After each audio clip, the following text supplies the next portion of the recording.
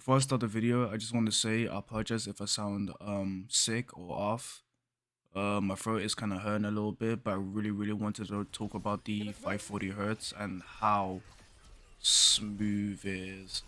And I would say jumping from 240 to 540 is really, there is a massive difference. You can definitely tell there is a big difference with it.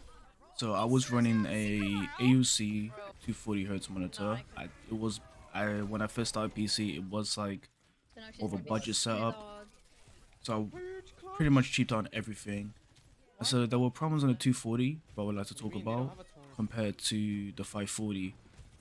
240, you can deal with blurry images, or when things are really moving really fast, it starts to blur.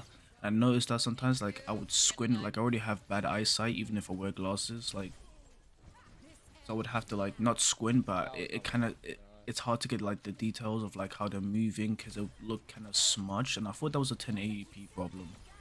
But going from to this monitor, which I spent quite an amount, the image quality is actually really really good.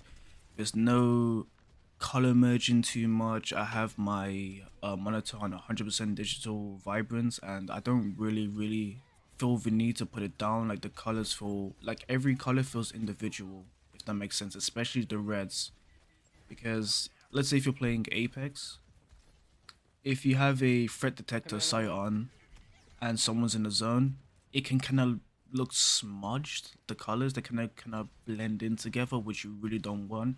And I'm pretty confident to say on this monitor, it doesn't really happen. Even on Overwatch, it would happen sometimes. When there's like a Mora orb and the Mora in front of me, like the colors, like she would literally blend into the orbs, which you can argue but yeah, the colors are really similar to her. But at the same time, I've never had this issue on PS4, so I know it's definitely the monitor.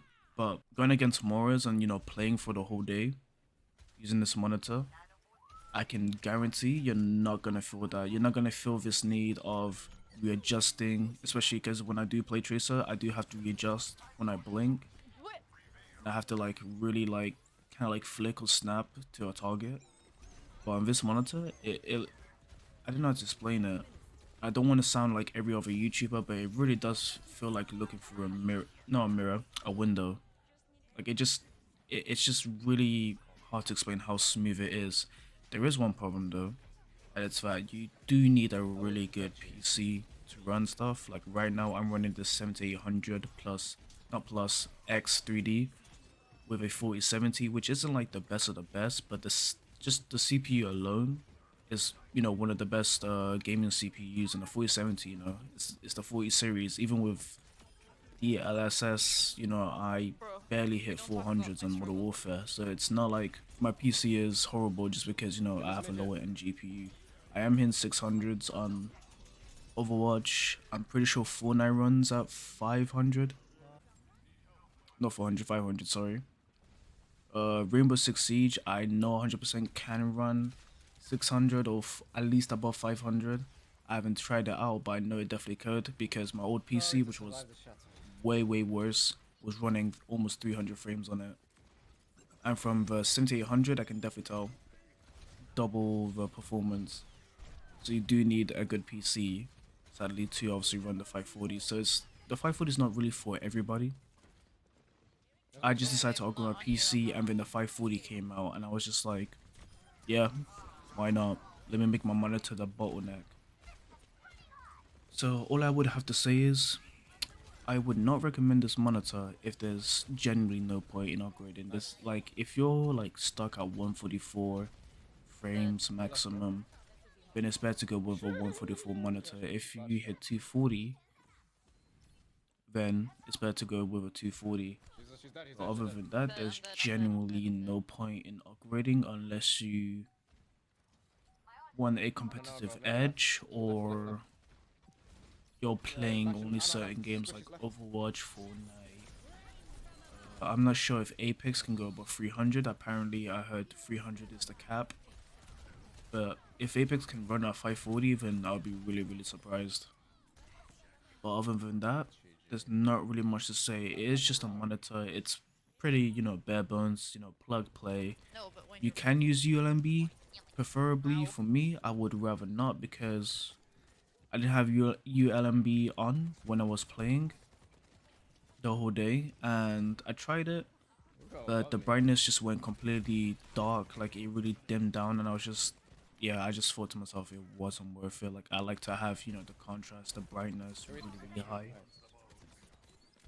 But other than that, there's really not much to say. It's literally just a monitor, but it's extremely smooth.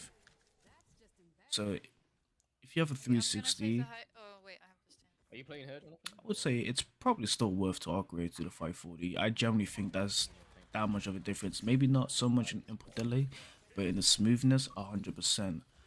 But I can't really recommend it too much in a sense of if you're not Big hitting, you know, nanovisor? 500 frames, there's literally no point. And if you're hitting 360 and above, you're Where are they? fine. Honestly, there's literally no need. It's not gonna make the 500 hertz is not gonna make you into some super esports Where pro are you? player.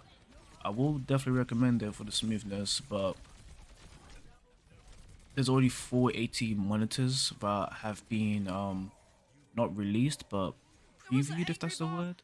Because I'm pretty sure there was like a electronic conference. Because I've been seeing videos about, you know, the 480 with like 2K or 4K, and they can like change it to 1080p or 2K with 480 hertz. So honestly, if you're on a 360, you can either jump up to the 540 or to the 480. I think both are just as good. Obviously, the 540 will be better because you have the 60 extra frames of refresh, you know, on screen. But I would wait and probably go with whatever comes out cheaper from an actual good brand. Don't cheap out if you're gonna go with a higher refresh monitors until it becomes the norm. Because the ASC 240 was basically my baby. It was my first, you know, high refresh rate monitor, and even if it did have, you know, one or two problems here with blurring and smudging, honestly, I'm glad I bought this monitor because it did show Can't me see you! how, you know, What are good you a going monitor is into? meant to be. But that's it. Bro. Thank you for watching. I hope, you know, this gave You some are insight into, impossible. you know, if you want to really purchase this monitor or not. You can also watch better videos like Optimus, but I thought I'll just give my thoughts on it because I'm a bit more experience orientated. I'm not really, you know, with the technicals and stuff. What the fuck? Thank you for watching and have a good day.